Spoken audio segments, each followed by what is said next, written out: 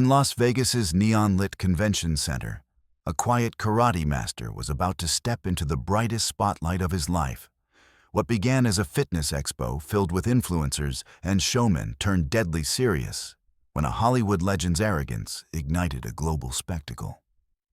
Chuck Norris wasn't your typical celebrity spectator.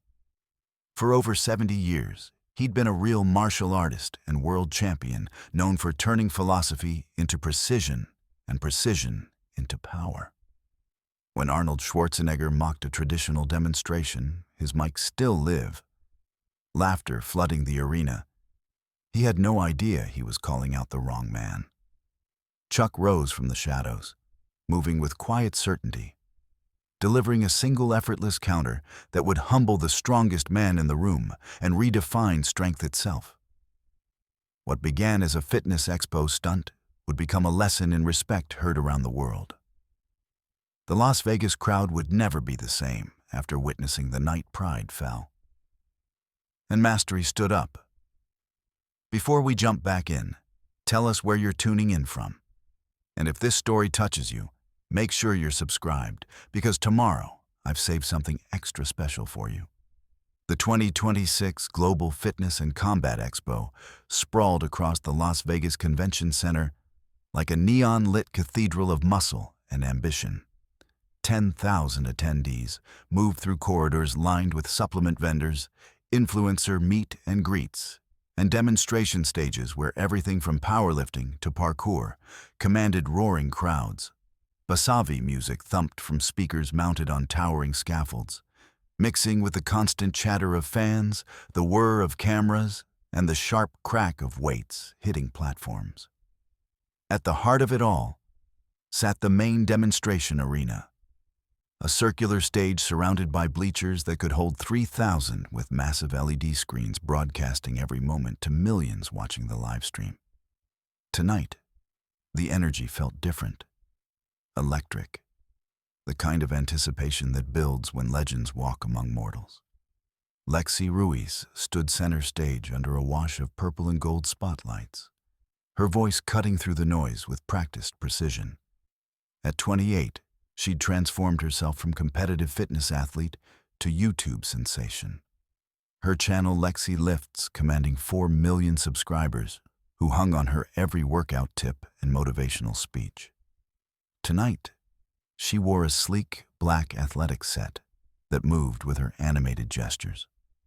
Her dark hair pulled back to reveal the kind of infectious smile that had built her empire. Vegas, are you ready for something special? She called into her wireless headset, the crowd responding with a wave of cheers that rolled across the arena like thunder. Because tonight isn't just about showing you the latest trends or the hottest supplements. Tonight, we're diving deep into what it really means to be strong. Her eyes sparkled as she paced the stage, feeding off the energy. This was her element, the intersection of entertainment and inspiration, where she'd learned to thrive. But beneath the hype, Lexi carried something deeper, genuine respect for the arts she showcased. She'd started as a competitor herself, knew the discipline required, the years of sacrifice behind every perfect form. In about 20 minutes, she continued, her voice dropping to build suspense.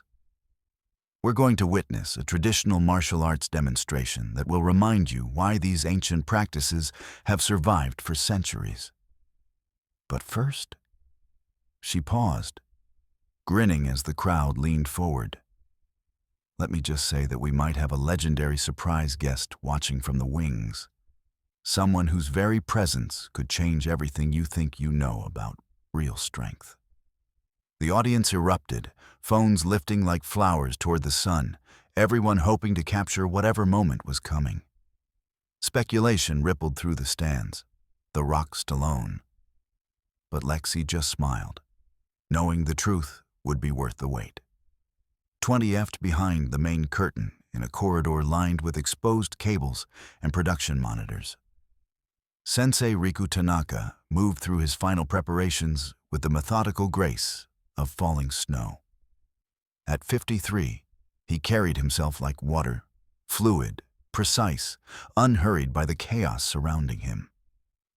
His white GI was immaculate, tied with a black belt that had been earned through 35 years of dedicated practice, not purchased from a martial arts supply store.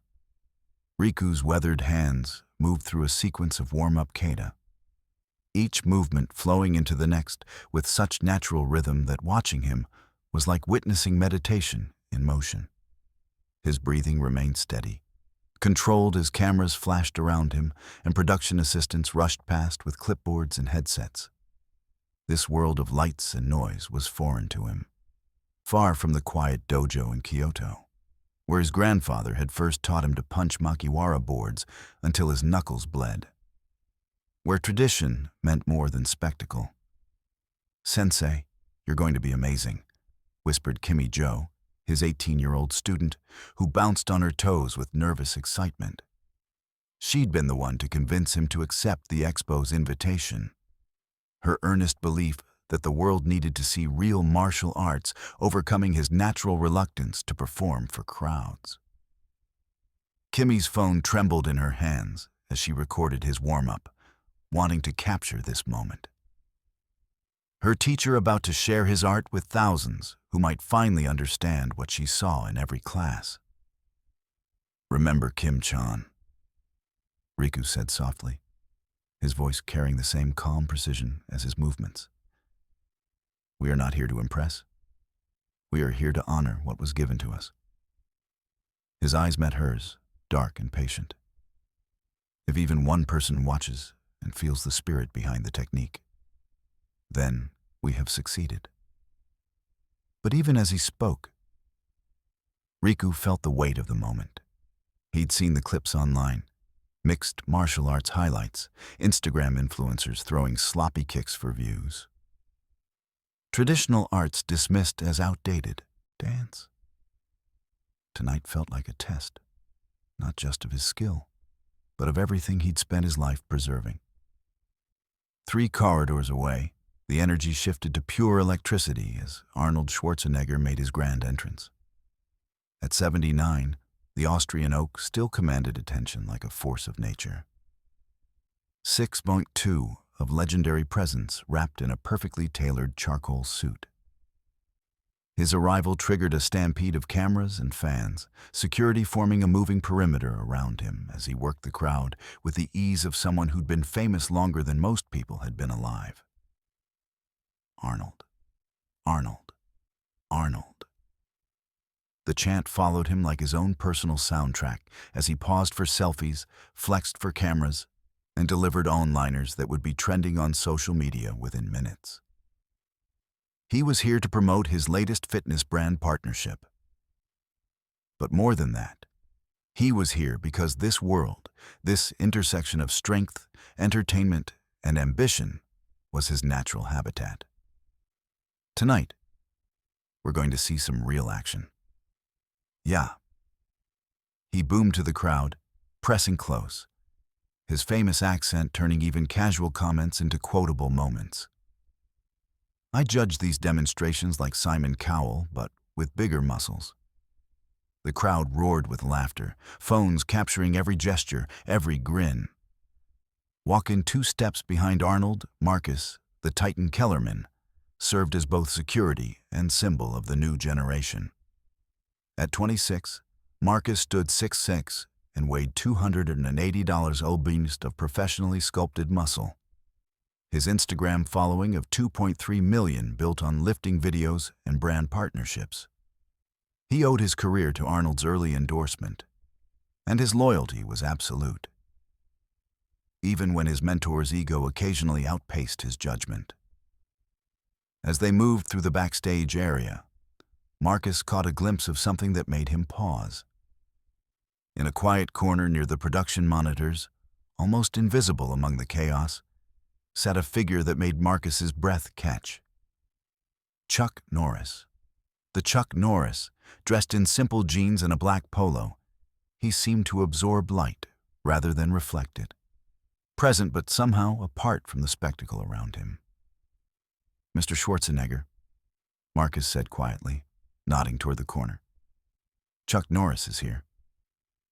Arnold followed his gaze, and his face lit up with genuine pleasure. Chuck, beautiful. He started to move in that direction, but a production assistant intercepted them with a flurry of clipboard updates and timing changes. "We need you on deck in 5 for the pre-show interview," she said breathlessly. "Tell Chuck I said hello," Arnold called over his shoulder as he was guided away. "If he's here, I better behave myself." He laughed at his own joke, already shifting back into performance mode as they approached the stage area. Chuck Norris had indeed seen Arnold arrive.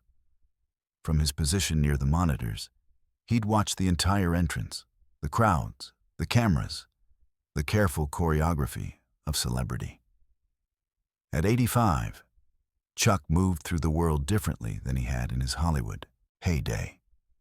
He'd come tonight at the invitation of old friends in the martial arts community, people who'd asked him to witness what they hoped would be a respectful showcase of traditional arts in an increasingly commercialized world. Chuck's presence here wasn't about nostalgia or ego. It was about something deeper, a concern he'd carried for years as he watched martial arts evolve, sometimes losing its soul in the pursuit of entertainment value. He'd seen young fighters prioritize flashy techniques over fundamental principles, watched ancient disciplines reduced to memes and viral videos. Tonight, he'd come simply to observe, to support those still carrying the torch of authentic practice.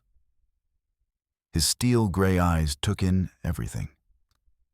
The production crew scrambling to adjust lighting, the influencers positioning themselves for optimal camera angles, the genuine excitement of young martial artists who traveled from across the country for this moment. And he'd noticed the quiet figure of Sensei Tanaka, preparing backstage, recognizing in the man's movements something he rarely saw anymore: complete integrity between person and practice. Chuck said nothing to anyone about his presence. He'd learned long ago that his appearance could shift the entire energy of an event, sometimes overshadowing the very people he'd come to support. Better to remain in the background, watching, waiting to see if his presence might be needed. Back on the main stage, Lexi was building toward her next announcement, the crowd's energy reaching a fever pitch as Arnold took his place in the front row VIP section. The arena lights dimmed slightly, focusing attention on the demonstration space. "Ladies and gentlemen," Lex's voice carried new gravity. "Martial arts isn't just about competition or entertainment. It's about discipline, respect, and centuries of wisdom passed down through dedicated teachers to devoted students. Tonight, we're honored to showcase that tradition through Sensei Riku Tanaka, a third-generation karate master from Kyoto, Japan, who's dedicated his life to preserving the authentic spirit of the martial arts." The crowd applauded politely, though some people were already reaching for their phones, expecting to see something they could quickly understand and share. In the wings, Kimmy squeezed her sensei's hand and whispered, "Show them who you really are." Riku nodded once, his expression serene. He stepped toward the bright glow of the stage entrance, unaware that in the shadows behind the monitors, Chuck Norris leaned forward slightly, his attention completely focused on what was about to unfold. The old warrior recognized something in the younger man's posture, the same quiet confidence he'd once carried into rings and onto film sets. The knowledge that real strength had nothing to prove. As Riku emerged into the lights, the arena fell into a respectful hush. The crowd sensed they were about to witness something different, though they couldn't yet know how different it would become. Sensei Riku Tanaka stepped into the wash of arena lights, like a monk entering a temple, his bare feet silent against the polished demonstration mat. The crowd's polite applause felt distant, almost muffled, as if he'd stepped into a different world where only the art mattered. He bowed deeply toward the audience, a gesture of respect that had opened every practice session for 3 decades, then settled into the opening stance of his kata with the fluid precision of water finding its level. The arena lights caught the crisp edges of his white GI as he began to move. Each technique flowed into the next with mathematical precision, a rising block that carved the air like a blade, a strike that snapped forward and back with the controlled violence of a whip crack, footwork that carried him across the mat in patterns his grandfather's grandfather had perfected in rural Japan. To Riku, this wasn't performance. It was prayer made manifest through trained muscle and disciplined mind. In the front row, Arnold Schwarzenegger watched with the expression of a man trying to find entertainment value in classical music. He appreciated athleticism, understood showmanship. But this quiet display of technical mastery felt slow, restrained. Where were the flying kicks, the board breaks, the dramatic yells that made for good highlight reels? Ladies and gentlemen, Lex's voice carried reverence as she narrated the demonstration. What you're witnessing is kata, a choreographed sequence of movements that represents combat against multiple imaginary opponents. Every gesture has meaning. Every transition contains decades of refined technique passed down through generations of masters. The crowd's attention began to drift. Phones came out not to record Riku's artistry, but to check messages and scroll through social feeds. Some fans near the back started quiet conversations, their voices creating an undertone of restlessness that made Kimmy's stomach clench with anxiety as she watched from the wings. Riku continued, unaffected by the crowd's wandering focus. He transitioned into a series of precise hand techniques, each one executed with the kind of perfect form that would make his sensei proud. But the arena was built for spectacle, not subtlety, and traditional karate kata, with its emphasis on internal power and technical precision over flashy acrobatics, struggled to translate to an audience weaned on explosive highlight reels. Arnold shifted in his seat, his natural performer's instincts reading the crowd's energy. He could feel them losing interest, could sense the moment deflating. Without thinking, he leaned toward the production team's wireless mic setup, intending to make a quiet comment to someone nearby. "Is this a warm-up routine?" His voice carried that famous accent meant as a private aside. "When does the real action start?" But sound engineers, focused on capturing every moment of the expo, had left the celebrity guest mics hot. Arnold's comment meant for the person next to him crackled through the arena's PA system with crystal clarity. The effect was immediate and devastating. Laughter rippled through the crowd like a wave, starting with those who recognized Arnold's voice and spreading to everyone else who heard the joke at face value. What had been polite but wandering attention suddenly focused into active mockery. Phones lifting to record not Riku's technique, but the moment a legend had been casually dismissed. On the mat, Riku faltered for the first time in 20 years of public demonstrations. The kata continued, his muscle memory carrying him through the sequence, even as his spirit absorbed the blow of public ridicule. His breathing remained controlled, his posture unchanged. But Kimmy could see the tightness around his eyes, the way his jaw set with quiet humiliation. Arnold, realizing his mistake too late, felt the crowd's energy shift around him. They wanted more. More jokes, more commentary, more celebrity entertainment. The moment had transformed from respectful demonstration to unexpected comedy show, and thousands of eyes turned toward him with expectant grins. "Come on, show us some Bruce Lee moves," someone shouted from the crowd, triggering another wave of laughter. Arnold found himself caught between damage control and showmanship, his natural charisma pulling him toward the latter. He stood, his 6.2 frame commanding immediate attention, and began mimicking exaggerated martial arts poses with a theatrical flair that had made him a star. Slow motion punches that looked clumsy and comedic, wobbly kicks that drew roars of approval from an audience delighted to see their action hero playing the clown. "This is how we do it in Hollywood," Arnold declared, his performance growing more elaborate as the crowd's energy fed his ego. He shadowboxed with invisible opponents through dramatic spinning kicks that nearly sent him off balance, then struck poses reminiscent of cheesy kung fu movies from the 1970s.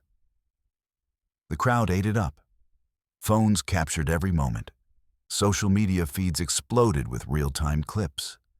And the demonstration that was meant to honor centuries of tradition became a viral moment of mockery. Comments flooded in, Arnold destroying ancient arts with facts and logic. And when your grandpa tries to teach you karate, accompanied by crying, laughing emojis. Lexi tried desperately to redirect the energy, her professional instincts fighting against the tide of entertainment that threatened to wash away any educational value. Let's remember that what Sensei Tanaka is showing us represents years of dedicated study. But her words were drowned in the crowd's laughter as Arnold continued his impromptu comedy routine, completely unaware of how each joke landed like a physical blow on the man still moving through his kata with increasingly brittle dignity. In the wings, Kimmy Jo felt tears burning behind her eyes. This was her fault. She'd convinced Sensei Tanaka to come here, had filled his head with dreams of sharing their art with people who might finally understand its beauty. Instead, she'd delivered him into humiliation on a global stage. Her phone buzzed constantly with notifications, friends sharing clips of Arnold's performance with comments that made her want to disappear. "Sensei," she whispered when he finally completed his demonstration, and bowed toward an audience that was still laughing at Arnold's antics rather than acknowledging his artistry. "I'm so sorry," I thought. Telling and preparing this story took us a lot of time. So, if you are enjoying it, subscribe to our channel. It means a lot to us. Now, back to the story. "You thought correctly, Kimi-chan," Riku said quietly, his voice steady even as his eyes reflected pain he was too disciplined to express. "The art is beautiful regardless of how it is received. Their understanding or lack of it does not change what we know to be true." But his words couldn't mask the devastation of watching something sacred become a punchline, or the knowledge that by morning, millions of people would remember this moment, not as a demonstration of traditional martial arts, but as the night Arnold Schwarzenegger made karate look ridiculous. On stage, Arnold basked in the crowd's approval, his comedy routine drawing to a close with a few more theatrical poses and self-deprecating jokes about his lack of flexibility. The audience roared its approval, chanting his name, completely forgetting the quiet master who had opened his heart to them, only to have it dismissed as irrelevant entertainment. "Thank you. Thank you," Arnold called out, arms raised in victory. "Maybe later tonight someone can show us what real martial arts looks like. Yeah, something with a little more, how do you say, impact." The challenge hung in the air like incense, seemingly rhetorical, just another throwaway line from a performer feeding off crowd energy. But in the shadows behind the production monitors, Chuck Norris felt something shift inside his chest. A quiet burning that had nothing to do with anger and everything to do with principle. He'd watched tradition mocked, had seen a dedicated teacher's dignity shredded for entertainment value. And now Arnold was calling for someone to show real martial arts, as if what they just witnessed was somehow insufficient. The irony was perfect, and Chuck recognized it as the kind of moment that demanded response from those with the power to provide it. His steel-gray eyes remained fixed on the stage as Arnold continued working the crowd, oblivious to the storm gathering in the quiet corners of the arena, where real warriors recognized disrespect when they saw it. 20 FT behind the main stage, the backstage area hummed with a different energy than the arena's electric chaos. Here, amid coiled cables and glowing monitors, the noise felt muffled and distant, creating a pocket of relative calm where the weight of what had just happened could settle without the crowd's relentless buzz. Sensei Riku Tanaka returned to this sanctuary with the measured steps of a man carrying invisible wounds. His gi remained pristine, his posture unchanged. But those who knew how to look could see the cost of public humiliation in the slight tightness around his eyes.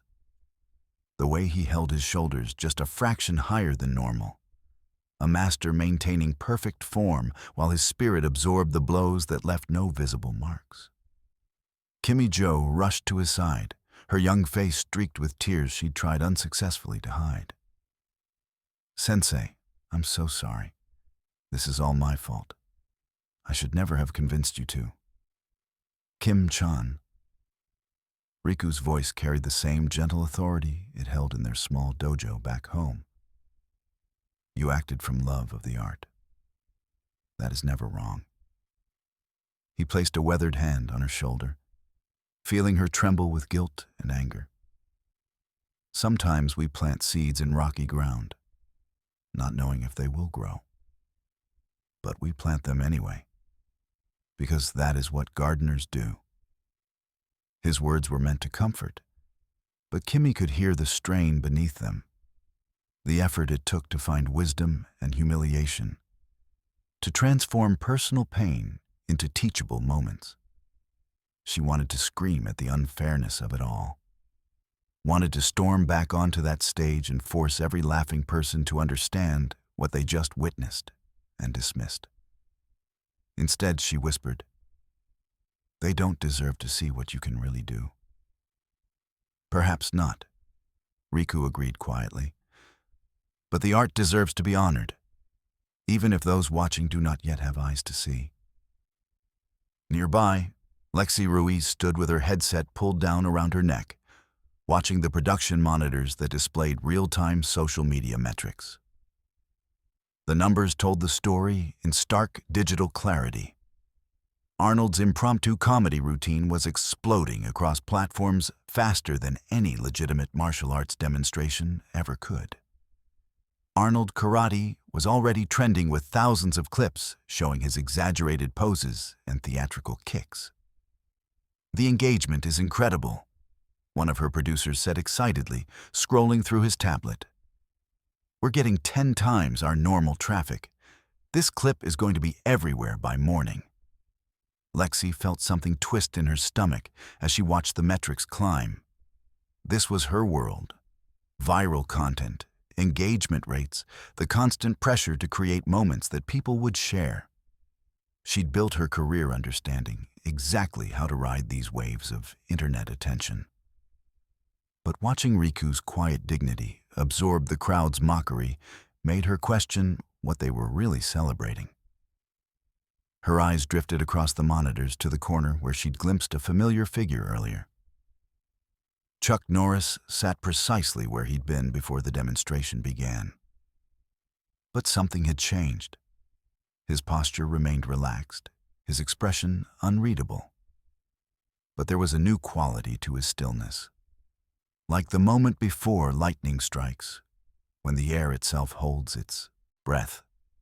On the main monitor, she could see Arnold continuing to work the crowd, his energy infectious as he built toward some kind of climax. "I think we need someone who can show us what martial arts really looks like," he called out, his voice carrying that theatrical boom that had filled movie theaters for decades. "Come on, Vegas, who's got the real skills?" The crowd roared encouragement, chanting for various celebrities and fighters they hoped might be in attendance. It was showmanship, pure entertainment. But watching it through the lens of what had just happened to Riku made it feel like salt in an open wound. That's when Chuck Norris moved. He didn't stand dramatically or announce his intentions. He simply rose from his chair with a fluid economy of motion that had characterized his life for 8 decades. Then walked the 20 steps to where Riku stood with Kimi. His approach was quiet enough that the production team didn't notice. But both teacher and student felt his presence immediately. "Sensei Tanaka," Chuck said, offering a slight bow that carried perfect respect. His voice was soft, barely audible over the arena's distant roar, but it commanded attention like gravity. "Your kata was beautiful. You honored your lineage tonight." Riku's eyes widened slightly, not with Starruck recognition, but with the deeper surprise of being truly seen. Chuck Norris understood what had just happened, understood the years of training that had gone into every technique, the philosophical depth beneath each movement. In a world that had just dismissed his art as outdated entertainment, here was someone who recognized its true value. "Thank you," Riku managed, his voice thick with emotion he struggled to control. "Coming from you, those words." He trailed off, unable to finish the sentence without revealing the depth of his gratitude. Chuck's steel-gray eyes moved to Kimmy, taking in her tears and barely contained fury. "You must be very proud of your sensei," he said gently. "What you witnessed tonight was not a failure of his art. It was a failure of their understanding." But everyone was laughing. Kimmy whispered, the words torn from her like a confession. "They don't know what they saw. They think it's all a joke."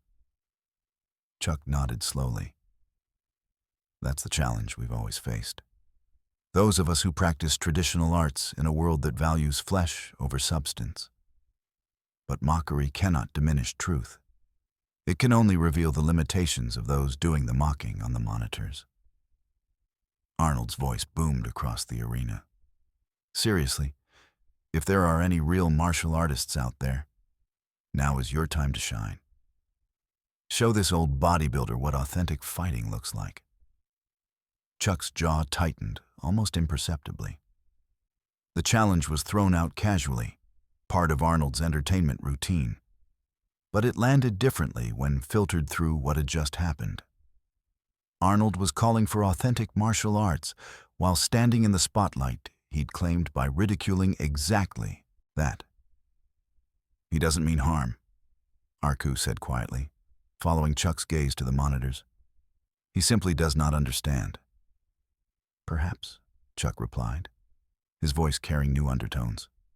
"Not anger, but something deeper. A decision crystallizing. But understanding can be taught." Kimmy looked up at him with sudden hope. "You could show them.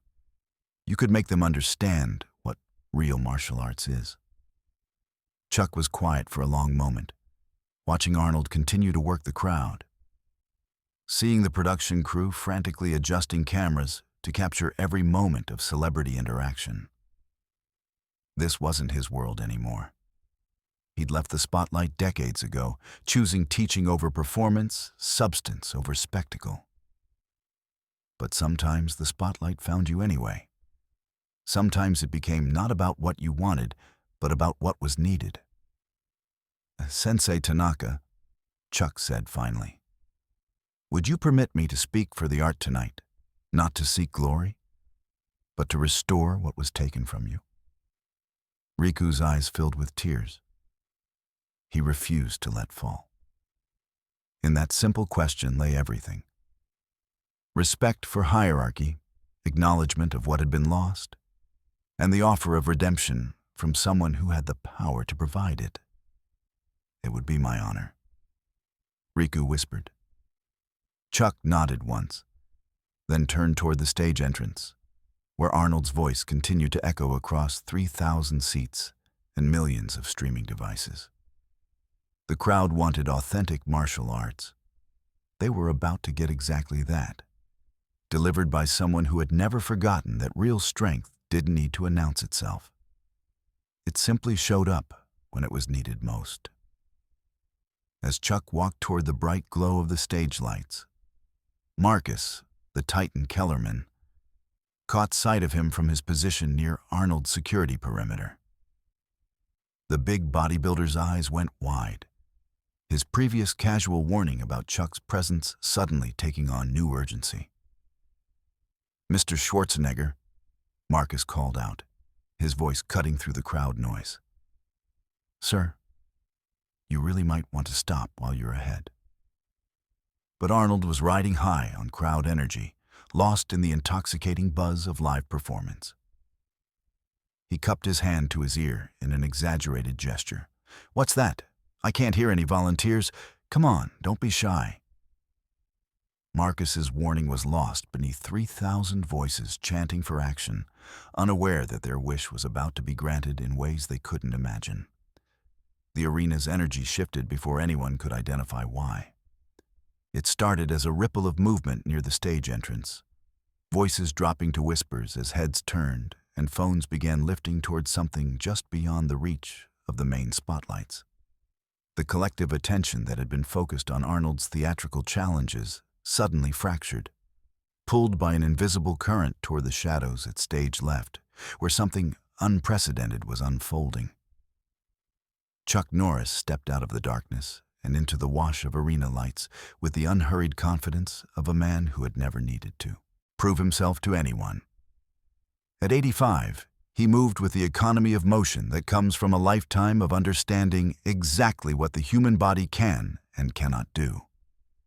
No wasted energy, no theatrical gestures, just the fluid precision of someone who had long ago learned that true power announces itself through presence rather than performance. He wore simple clothes, dark jeans, a black polo shirt, and boots that had seen years of honest wear. No costume, no dramatic entrance music, no pyrotechnics to herald his arrival. Just one step forward, then another, crossing the polished floor toward center stage with the inevitability of sunrise. Yet somehow, his understated approach commanded more attention than all of Arnold's theatrical energy combined. The recognition started in scattered gasps from those closest to the stage entrance. Fans whose knowledge of martial arts history ran deeper than viral clips and movie memories. "Is that no way?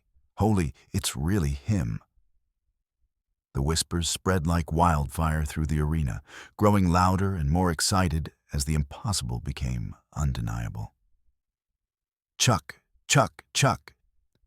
The chant erupted from a few dozen voices and spread through the crowd like a contagion of excitement. Within seconds, 3,000 people were on their feet, roaring his name with a kind of primal enthusiasm usually reserved for rock concerts and championship games. Phones lifted like offerings toward a deity. Every person desperate to capture this moment when legend walked among them. The sound was deafening, a wall of noise that seemed to make the arena's steel framework vibrate.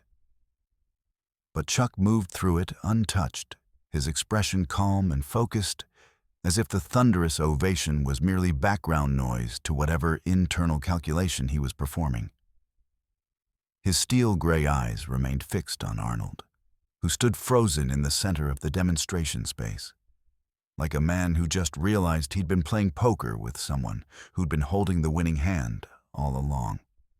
Lexi Ruiz's professional composure shattered into pure excitement, her voice cracking as she spoke into her headset microphone. "Ladies and gentlemen, I cannot believe what I'm seeing. Chuck Norris, the Chuck Norris, has just entered the arena." Her words were barely audible over the crowd's deafening response, but the raw emotion in her voice translated across every language barrier. This wasn't scripted entertainment anymore. This was history unfolding in real time. The production crew scrambled to adjust camera angles and lighting, their carefully choreographed evening suddenly thrown into beautiful chaos. Directors shouted instructions through headsets while cameramen fought to capture the perfect shots of Chuck's approach. The live stream numbers spiked as word spread across social media platforms, clips of his entrance already being shared faster than the platform algorithms could track them. Arnold's face underwent a fascinating transformation as he spotted Chuck approaching through the crowd's hysteria.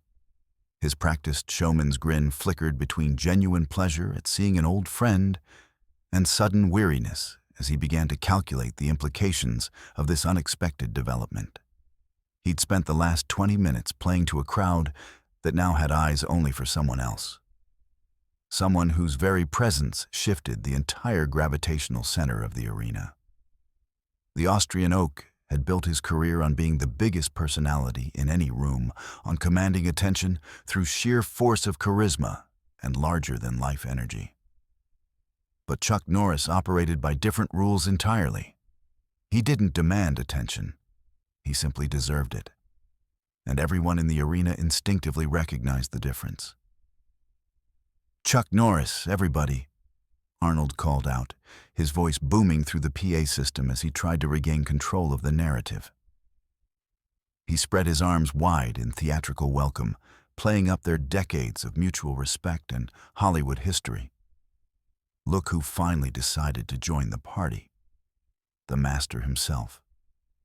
The crowd roared approval, but something had changed in the dynamic. Where Arnold's earlier commands had generated immediate response, now the audience's attention felt divided, pulled between their affection for the charismatic entertainer and their awe for the approaching legend. It was the difference between watching a great performer and witnessing greatness itself. Chuck reached the edge of the demonstration space and paused, his presence somehow filling the entire arena despite his modest physical stature. At 5'10" and perhaps 170 lb, he should have been dwarfed by Arnold's 6'2" frame and decades of bodybuilding mass. Instead, the opposite occurred. Arnold seemed to shrink slightly in Chuck's presence, as if real authority had entered the room and put theatrical authority in proper perspective. "Arnold," Chuck said simply, his voice carrying clearly across the arena without any need for amplification. After decades of action films and martial arts demonstrations, he'd never lost the quiet intensity that made people lean in to listen rather than wait to speak. His tone held warmth, genuine pleasure at seeing an old colleague, but underneath it lay something else. Something that made the more perceptive members of the audience suddenly pay closer attention.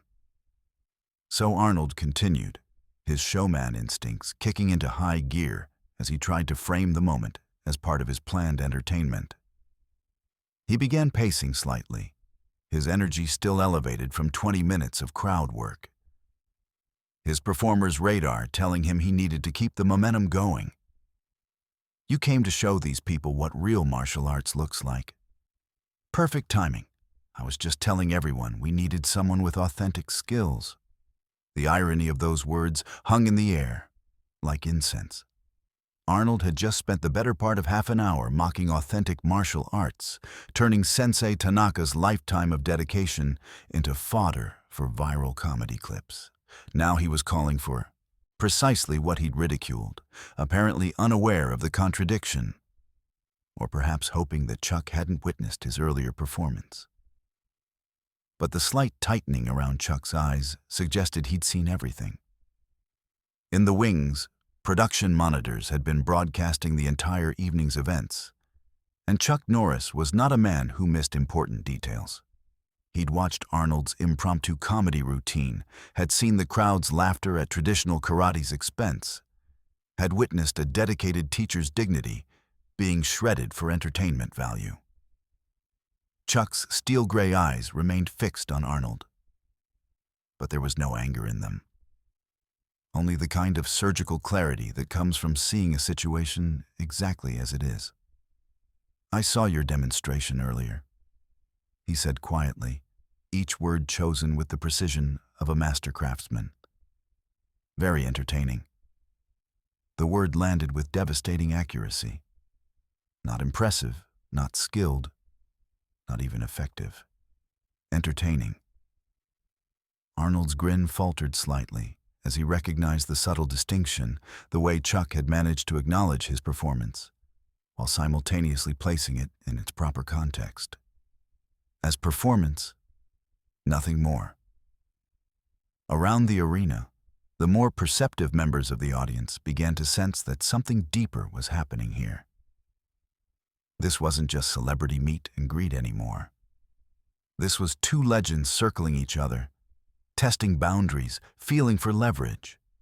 The energy shifted from simple excitement to something more focused, more dangerous. "Well, you know me," Arnold laughed. But his voice carried a new edge of uncertainty that his decades of media training couldn't quite mask.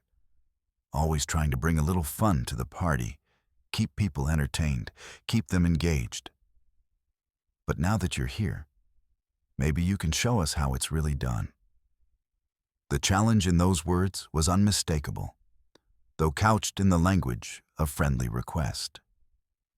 Arnold was trying to turn Chuck's arrival into part of his own show to maintain his position as the evening's primary entertainer by positioning himself as the gracious host, inviting the special guest to perform.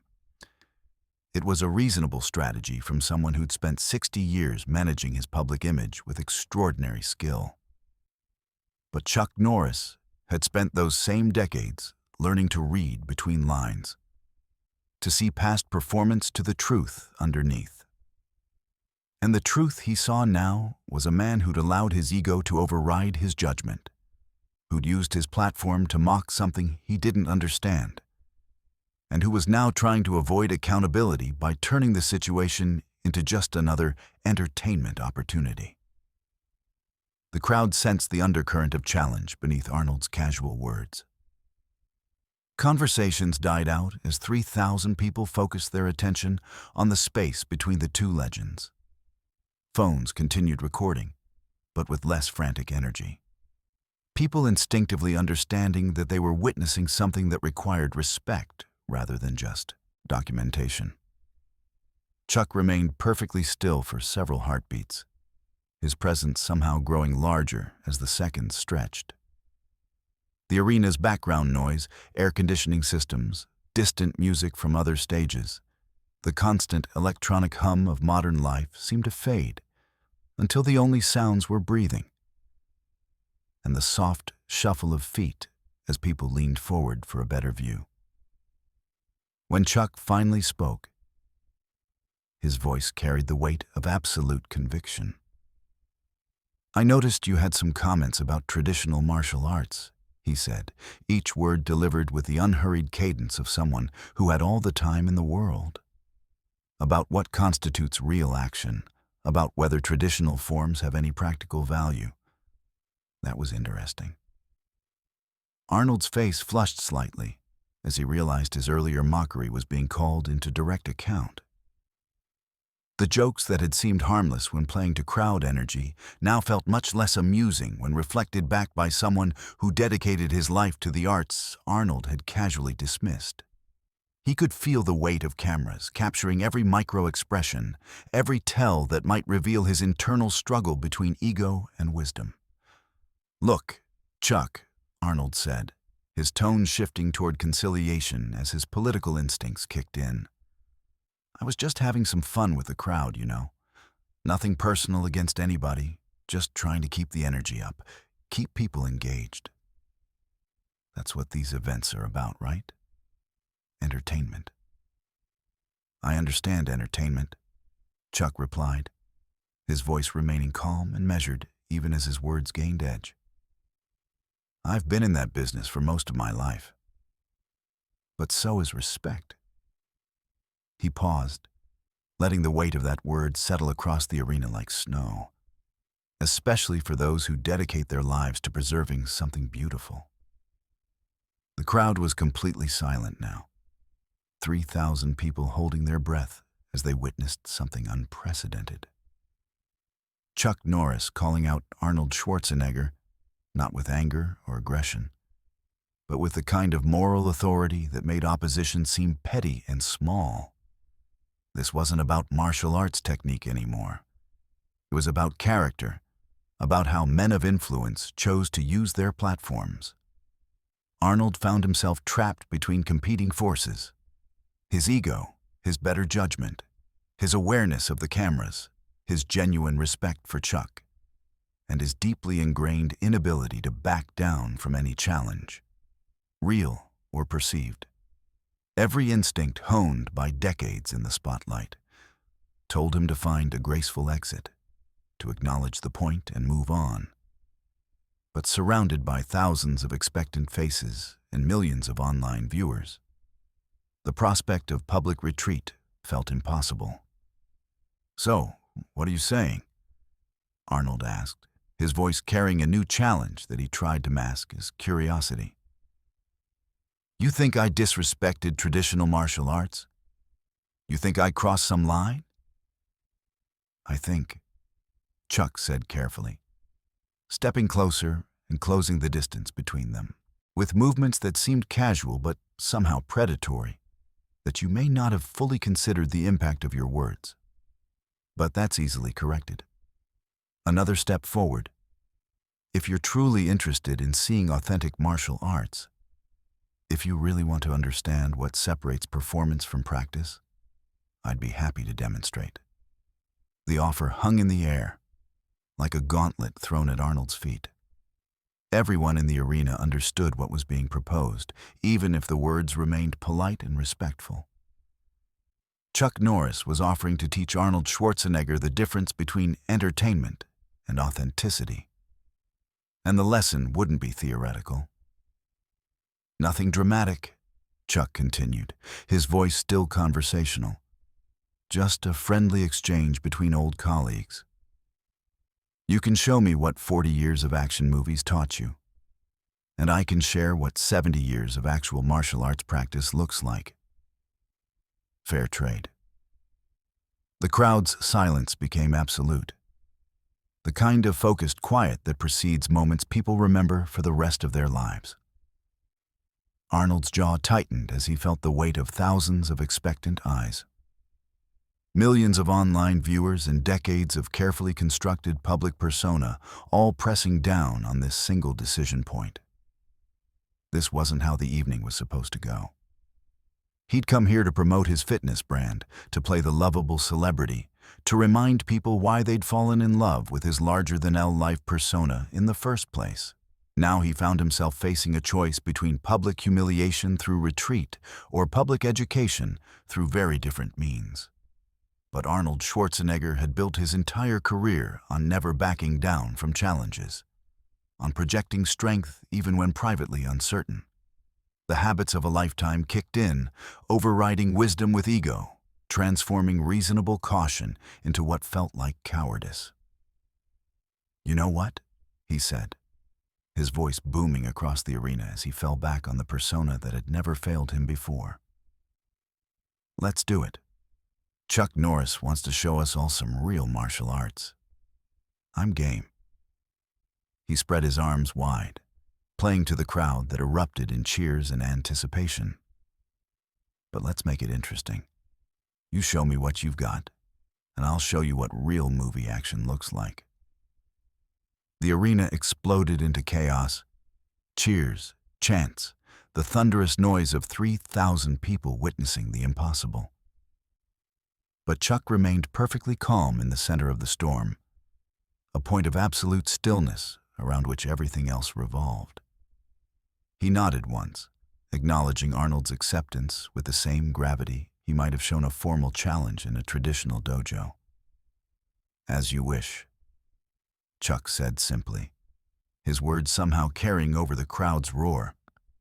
"But remember, you asked for authentic martial arts.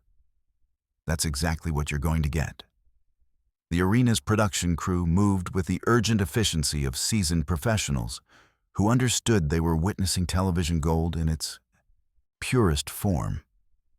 Lighting technicians adjusted spots to eliminate shadows from the demonstration space, while camera operators repositioned themselves for optimal angles.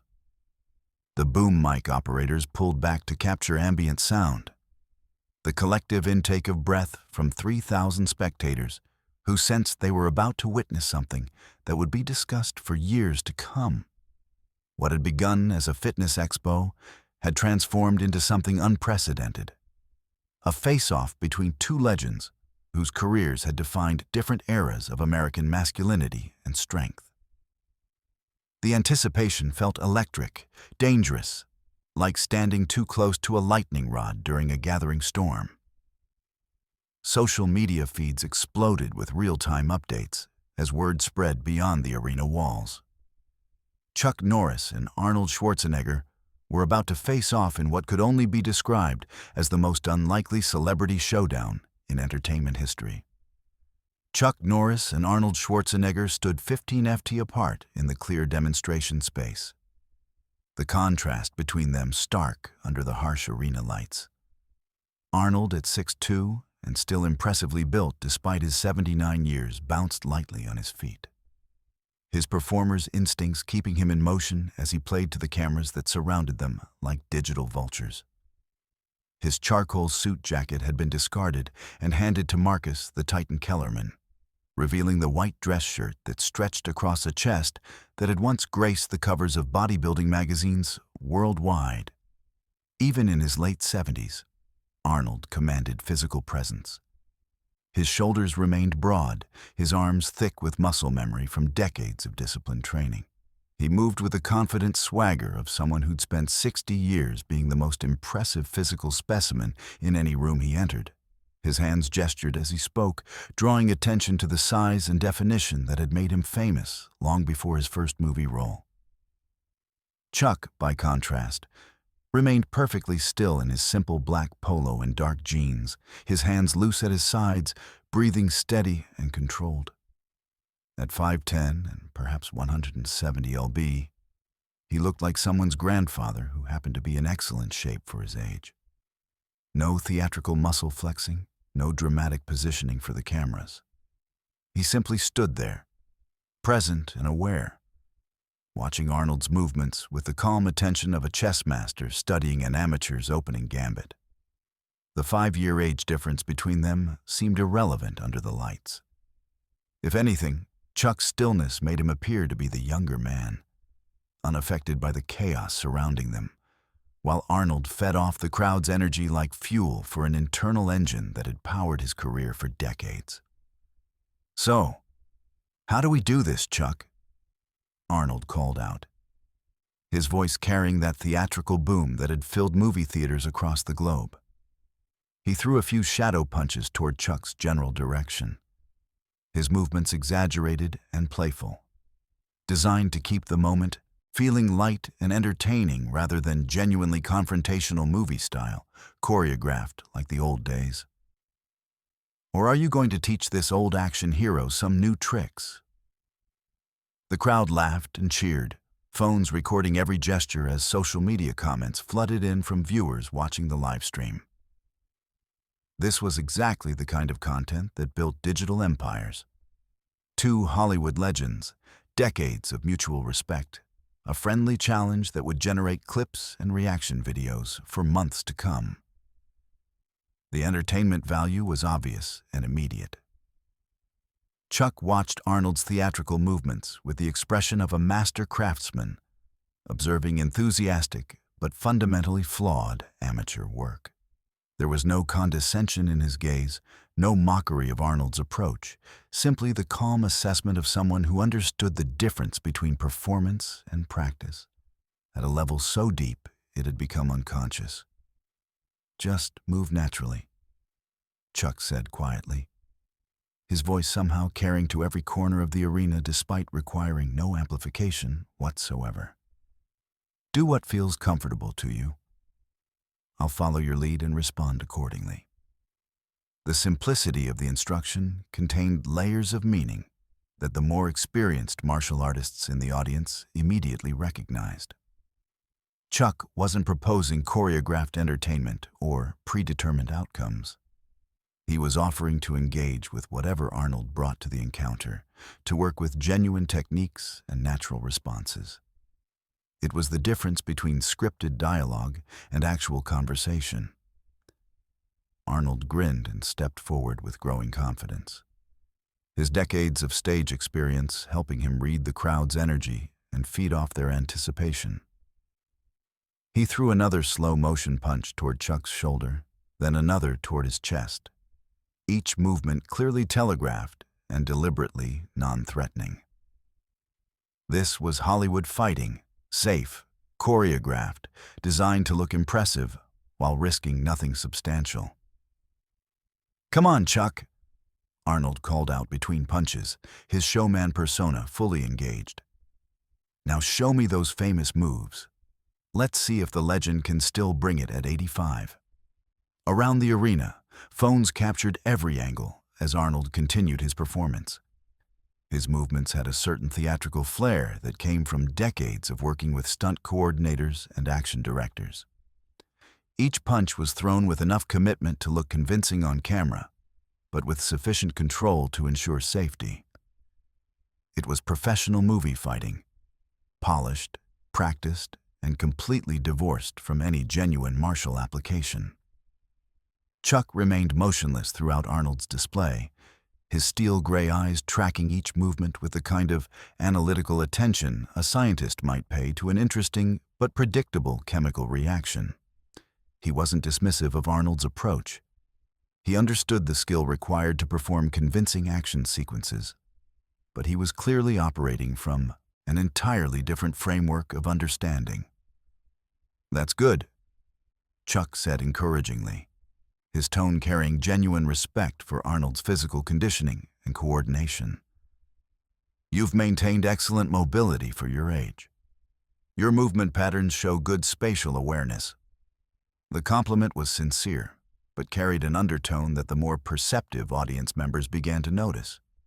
Chuck was evaluating Arnold's performance through the lens of someone who understood combat movement at a fundamental level.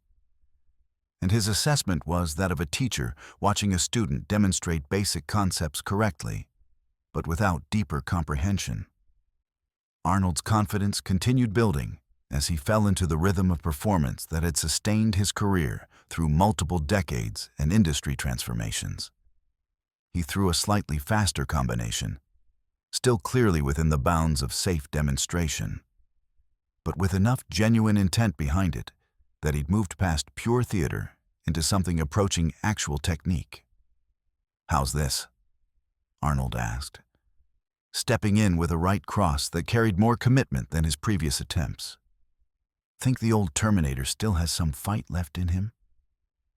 It was the opening Chuck had been waiting for.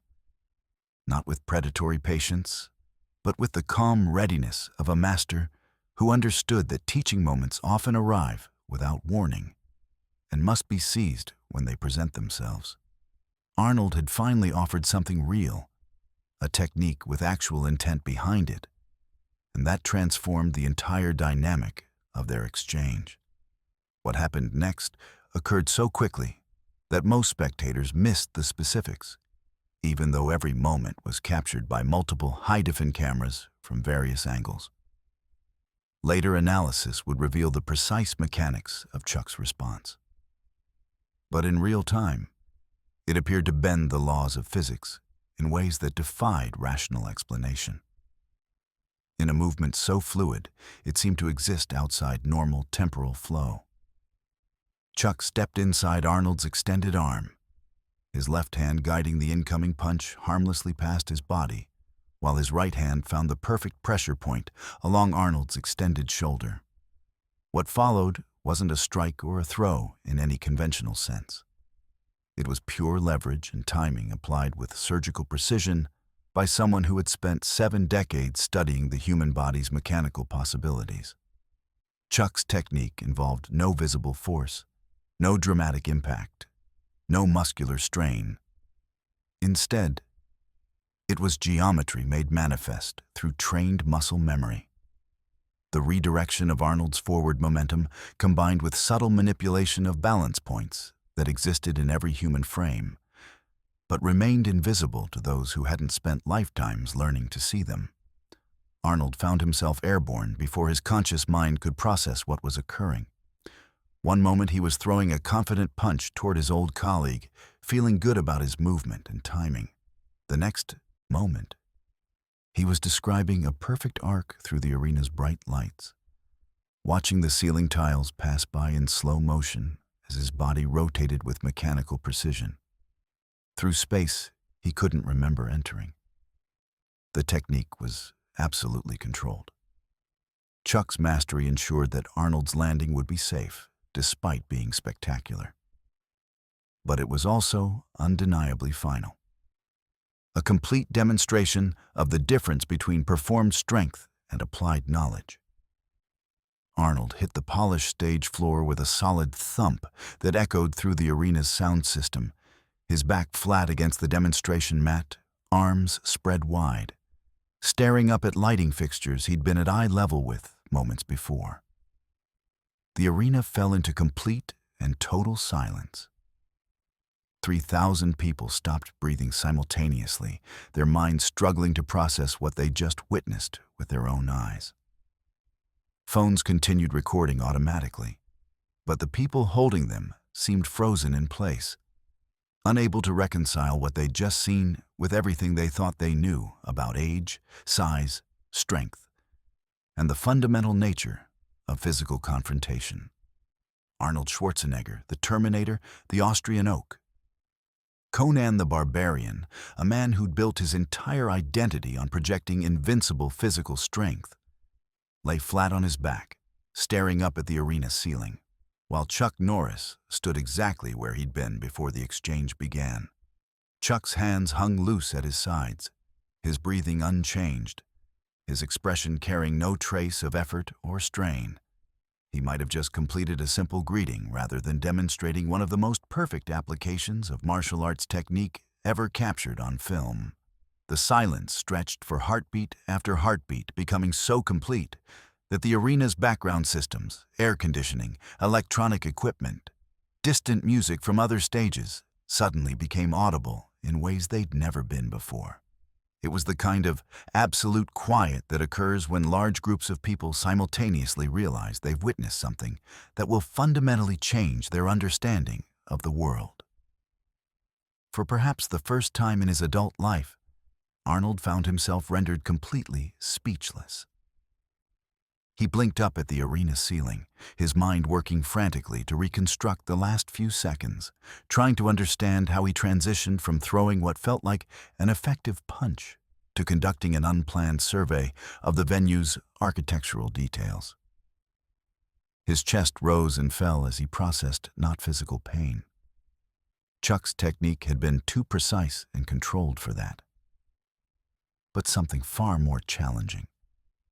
The complete and total reversal of everything he'd assumed about the encounter and his own capabilities within it. The cognitive dissonance was overwhelming. Arnold had entered this exchange with the confidence of someone who'd spent decades being physically dominant, who understood strength in terms of size and mass and muscular power. The idea that someone smaller, older, and apparently less imposing could simply negate his advantages through technique alone challenged fundamental assumptions about reality that had guided his entire life. Chuck remained motionless above him, but there was nothing threatening in his posture. No triumph, no dominance display, no suggestion that Arnold's position reflected any kind of permanent status. Instead, Chuck's expression carried the patient concern of a teacher who just provided a student with important information and was waiting to see how that information would be received and processed.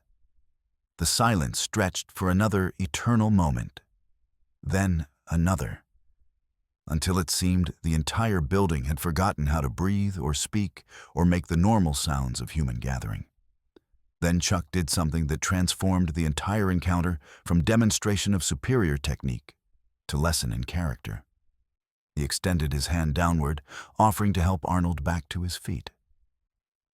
That simple gesture, respectful, generous, completely without malice or condescension, broke the spell that had frozen the arena in place. The crowd erupted in a roar that made their earlier enthusiasm seem like polite applause by comparison. "Chuck! Chuck! Chuck!" thundered from 3,000 throats, while phones captured every angle of a moment that would be replayed millions of times before dawn broke over Las Vegas. But beneath the surface celebration, something more profound had occurred.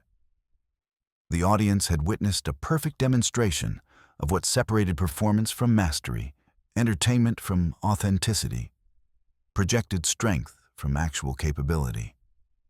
Chuck Norris had reminded everyone present, including Arnold himself, That real martial arts wasn't about flash or theatricality or crowd-pleasing spectacle. It was about understanding reality with such precision that you could alter it with minimal effort when circumstances required such action. As the crowd's roar continued to build and social media feeds exploded with instant analysis and reaction videos, the lesson's implications began settling into minds that were still struggling to process what they'd witnessed. Traditional martial arts, so recently mocked and dismissed, had just demonstrated why it had survived for centuries. Because when applied with true applied understanding, it didn't just work. It redefined what working meant entirely. Arnold Schwarzenegger remained on his back for several crucial seconds, his chest rising and falling as he stared at the arena ceiling's geometric pattern of lights and steel beams. The roar of the crowd seemed to reach him from a great distance, muffled and distorted like sound traveling through water. His mind raced through the implications of what had just occurred, not just the physical reality of being dropped to the floor with embarrassing ease, but the deeper meaning of what that demonstrated about everything. He thought he understood about strength, age, and his own capabilities. The man who had built his identity on being invincible was discovering what it meant to be humbled without being humiliated.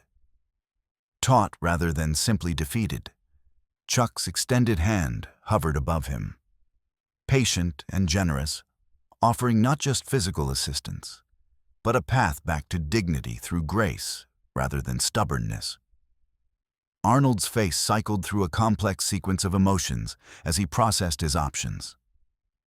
His first instinct, honed by decades of competitive bodybuilding and Hollywood ego management, was to find some way to minimize what had happened, turn it into a joke, deflect with self-deprecating humor, somehow maintain the illusion that he remained in control of the narrative.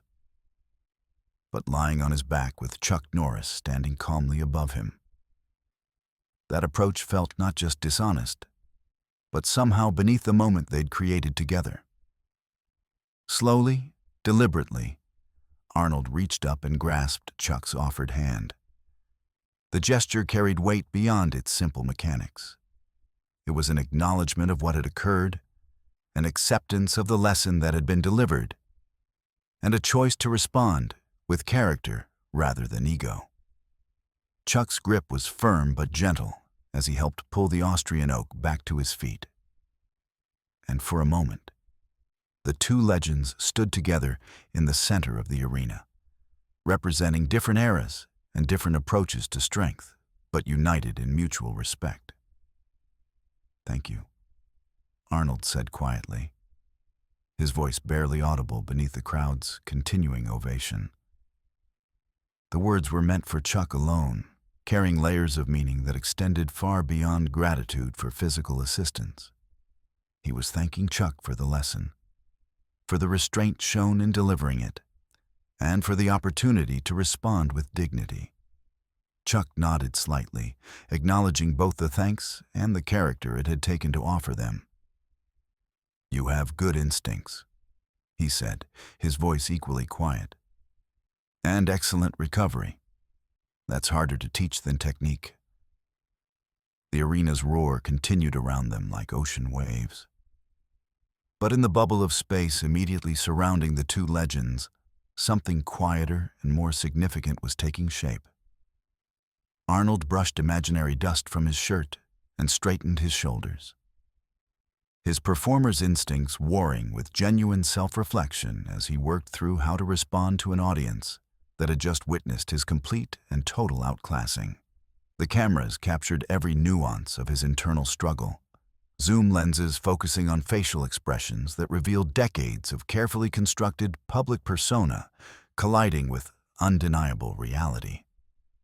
His showman's training told him to laugh it off, to turn Chuck's demonstration into part of his own entertainment value, but something deeper, a part of himself that had been dormant since his early competitive days, recognized that this moment demanded more than performance.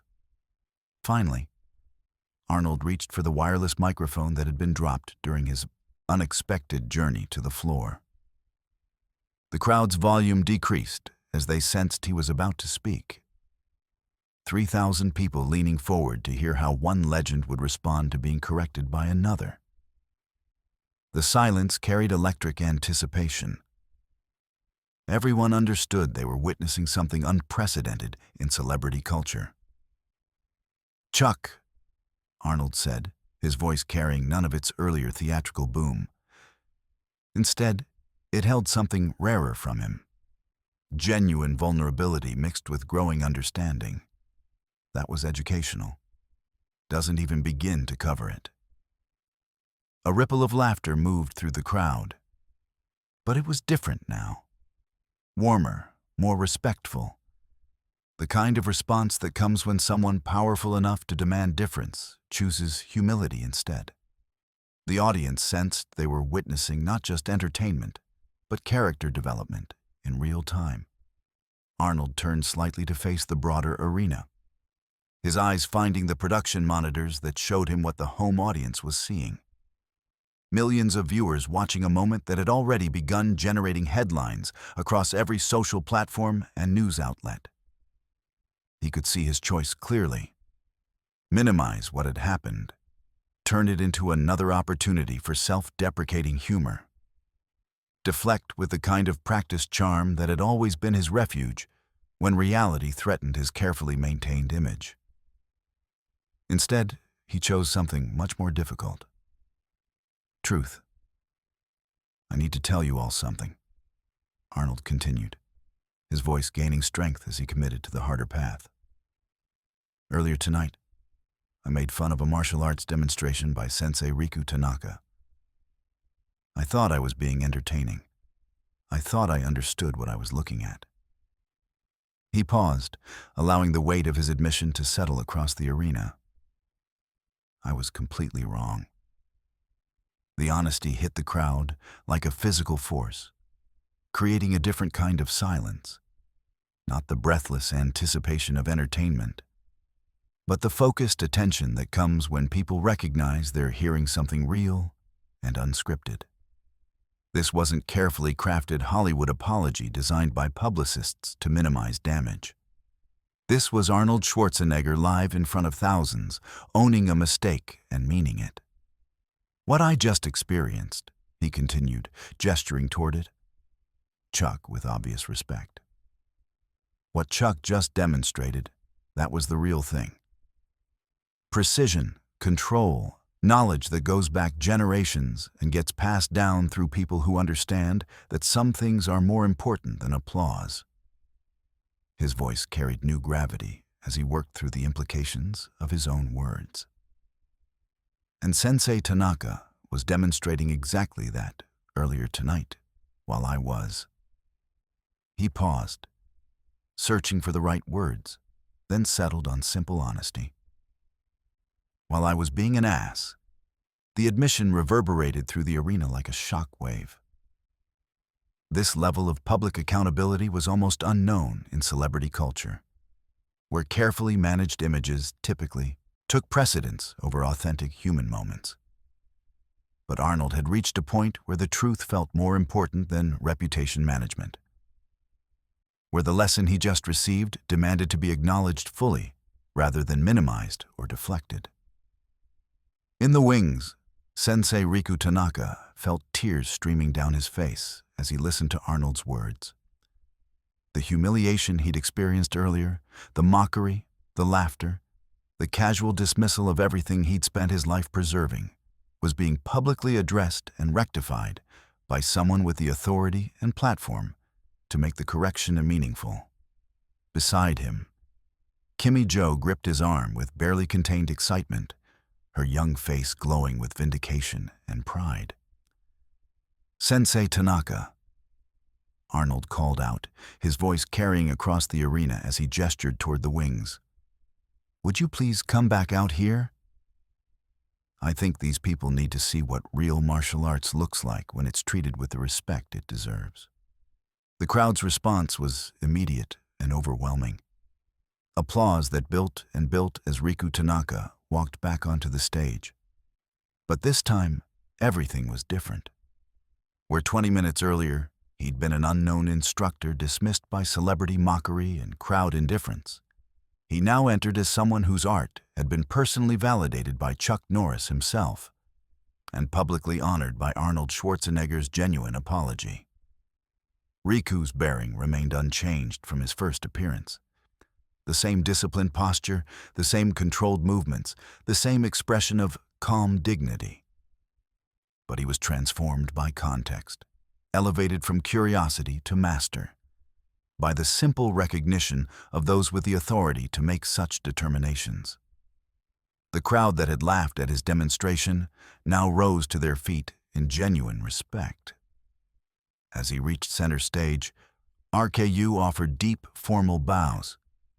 First to Chuck, master acknowledging master, then to Arnold, recognizing both the apology and the courage it had taken to offer it publicly.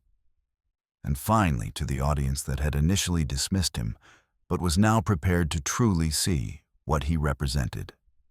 "Sensei," Arnold said, offering his own respectful bow with a slightly awkward formality of someone learning new protocols in real time. "I apologize for my ignorance and disrespect. Would you honor us with another demonstration? I promise to keep my mouth shut and my mind open." The arena erupted again, but this time the energy felt completely transformed, respectful, anticipatory, focused in ways that hadn't been present during the evening's earlier entertainment. Phones lifted not to capture mockery or celebrity antics, but to record something they now understood was genuinely special. The same people who had laughed at traditional kata 20 minutes earlier were now desperate to see it performed by a master whose credentials Chuck Norris had personally validated, and Arnold Schwarzenegger had publicly acknowledged. Riku nodded once, accepting the invitation with the same grace he'd shown when departing the stage earlier. He moved to the center of the demonstration space and settled into his opening stance. And this time, the arena fell into the kind of reverent silence usually reserved for concert halls and cathedrals. The transformation was remarkable. The same space that had buzzed with restless energy during his first performance now held the focused attention of 3,000 people, eager to learn rather than be entertained. When Riku began to move, executing the same kata he'd performed earlier with identical precision and control, the audience experienced something approaching revelation. Every technique that had seemed slow and ceremonial now appeared deliberate and purposeful. Every movement that had looked like stylized dance now revealed its combative application to eyes that had been educated by Chuck's demonstration of what traditional arts could accomplish when properly applied. The katata unfolded like poetry written in motion, each block a lesson in defensive geometry, each strike a study in focused power, each transition a demonstration of balance and timing refined across centuries by masters who understood that efficiency and effectiveness were the highest forms of beauty. The same art that had been dismissed as outdated pageantry was suddenly visible as what it had always been: a sophisticated system of combat knowledge refined by generations of practitioners who valued substance over spectacle. As Riku moved through the sequence, something remarkable occurred in the arena. The audience began to see not just technique, but philosophy made manifest.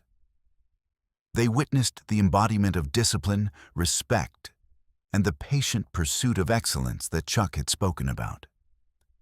They began to understand that what they were watching wasn't performance. It was prayer made visible through trained muscle and disciplined mind. When Riku completed his demonstration and offered his final bow, the response was thunderous. But this wasn't the shallow enthusiasm of entertainment consumption. It was the deeper appreciation that comes from genuine recognition. They were applauding not just the performance, but their own expanded understanding. They were celebrating the privilege of having been educated rather than merely amused. Chuck Norris stepped forward as the applause continued, offering his own formal bow toward Riku with the respect that one master shows another. The gesture carried weight that extended beyond personal acknowledgement. It was a public validation of traditional arts by someone whose opinion carried unquestionable authority in martial arts circles worldwide. "What you just witnessed," Chuck said, his voice somehow carrying clearly over the continuing ovation, "represents something that's becoming increasingly rare in our world. Sensei Tanaka just demonstrated what happens when ancient wisdom is preserved and transmitted by people who understand that some things are more valuable than popularity." He paused, allowing his words to settle before continuing. Traditional martial arts isn't about flash or entertainment or viral videos. It's about discipline, respect, and the patient pursuit of excellence. It's about understanding that real strength comes not from dominating others, but from mastering yourself. What you saw in Sensei Tanaka's kata, that's what centuries of accumulated wisdom look like when it's embodied by someone who has dedicated his life to preserving something beautiful. The arena remained completely focused on his words. 3,000 people hanging on every syllable as Chuck continued what amounted to a master class in martial arts philosophy, delivered in real time to a global audience. "Earlier tonight, some of you laughed at what you didn't understand," he said, his tone carrying no judgment, only truth. "That's natural. We all dismiss what we don't recognize. But I hope what you've experienced here tonight will teach you something important. Before you mock what you don't understand, consider that your lack of understanding might be the problem, not what you're looking at." The words landed with surgical precision, cutting through decades of popular culture conditioning that had taught people to value spectacle over substance, flash over depth, entertainment over education. Chuck Wiesen Norris offering a gentle but firm correction to an entire culture's misplaced priorities. Arnold stepped forward, his expression thoughtful as he processed the full implications of the evening's events. "Chuck Sensei Tanaka, what you've shown us tonight goes way beyond martial arts technique," he said, his voice carrying new humility. "You've demonstrated what real strength looks like. Not the kind you build in a gym or develop for cameras, but the kind that comes from years of disciplined practice and genuine respect for what you're doing." He turned toward the audience, his performer's instincts now serving truth rather than ego. "I spent 40 years making action movies, and I thought that taught me something about fighting and strength. But what I learned tonight is that there's a difference between looking strong and being strong, between performing technique and understanding it, between entertaining people and actually teaching them something valuable." The crowd responded with sustained applause, but Arnold raised his hand to continue. "I owe all of you an apology too, not just Sensei Tanaka. When I made fun of his demonstration earlier, I wasn't just disrespecting him. I was disrespecting all of you by assuming you'd rather laugh at something beautiful than take the time to appreciate what makes it beautiful." The honesty was remarkable, representing a level of public self-reflection almost unknown in celebrity culture. Arnold was using his platform not to promote himself, but to promote understanding. Choosing education over entertainment in a way that transformed the entire evening from viral content into something approaching genuine, cultural moment. Lexi Ruiz, who had been largely silent during the final exchanges, found her voice again as she recognized her role in translating the moment's significance for the broader audience. "Ladies and gentlemen," she said, her tone carrying new reverence, "I think we've all learned something profound tonight about martial arts, yes. But more importantly, about the difference between dismissing what we don't understand and taking the time to actually learn why something has survived for centuries. She paused, looking around the arena at faces that reflected a mixture of awe, gratitude, and genuine understanding. This is why we do live events. Not for the clips or the viral moments, but for the chance to witness something real and be changed by it. You've all been privileged to see masters at work tonight. And I hope you'll remember not just what you saw, but how it made you think differently about strength and respect and the value of preserving something beautiful. As the formal presentations concluded and the crowd began to slowly disperse, the three central figures remained on stage for a moment longer.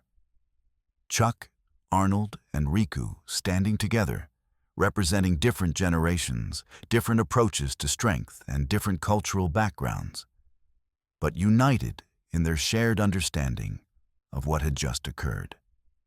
The evening's viral clips would tell a story completely different from what anyone had expected. Instead of "Arnold destroys ancient martial arts," the headlines would read, "Chuck Norris restores honor to traditional karate." And the night 3,000 people learned the difference between strength and power. Social media feeds filled with thoughtful commentary rather than mockery, with people sharing their own stories of dismissing things they later learned to appreciate. In the wings, Kimmy Jo reviewed footage on her phone with tears of joy streaming down her face. The videos she'd capture would become teaching tools in their dojo back home, examples of what could happen when traditional arts were given the respect and platform they deserved. More importantly, young martial artists around the world would see Sensei Tanaka's moment of vindication and understand that their own quiet dedication to traditional practices had value beyond what popular culture typically recognized. As Chuck finally made his way toward the exit, moving through the crowd with the same unhurried confidence that had brought him to the stage, people stepped aside, not with fear, but with the kind of respect reserved for those who had just shared something valuable. He'd reminded everyone present that real strength had never been about size or volume or entertainment value. It was about truth delivered with precision by those who had earned the right to teach it. Behind him, Arnold and Riku continued their conversation, the Austrian oak asking genuine questions about Kater applications, while the karate master patiently explained principles he'd spent decades understanding. The former bodybuilder was discovering that traditional martial arts contained depths of knowledge he'd never suspected, while the traditional master was learning that Hollywood legends could choose humility over pride when faced with undeniable truth. The expo continued around them. Fitness influencers and supplement vendors hawking their wares, tourists taking selfies with anyone remotely famous. But something fundamental had shifted in the cultural conversation around martial arts and respect and the value of preserving ancient wisdom in a modern world. Traditional arts felt a little less endangered, a little more understood, and significantly more worthy of the serious consideration they had always deserved but rarely received. The lesson was complete. The demonstration was over. And everyone who had witnessed it understood they had been privileged to see what happened when legends chose honor over ego, teaching over entertainment, and substance over spectacle. It was in every sense that mattered a perfect expression of what martial arts had always been meant to accomplish. Not the defeat of opponents, but the elevation of everyone involved to something higher than they had been before. In the quiet corners of the arena where real martial artists gathered to discuss what they'd witnessed, the conversation would continue long into the night. They'd seen their arts defended not through argument or explanation, but through simple demonstration of their continued relevance and power when properly understood and applied. And in dojos around the world, teachers would share video clips of the evening with their students, using Chuck's demonstration and Arnold's response as examples of what respect looked like in action. How genuine strength chose to build up rather than tear down. how real mastery elevated others rather than diminishing them, and how the ancient principles of martial arts remained as relevant as ever for those wise enough to recognize their value. The night had begun as entertainment and evolved into education, transforming everyone who witnessed it and proving once again that the deepest truths about strength and character were best learned all from books or lectures, but from watching masters demonstrate what they had spent lifetimes understanding. Up next, we have 2 more incredible stories that are waiting for you. Just click the image you want to watch, and it will take you there. If you enjoyed this video, make sure to subscribe.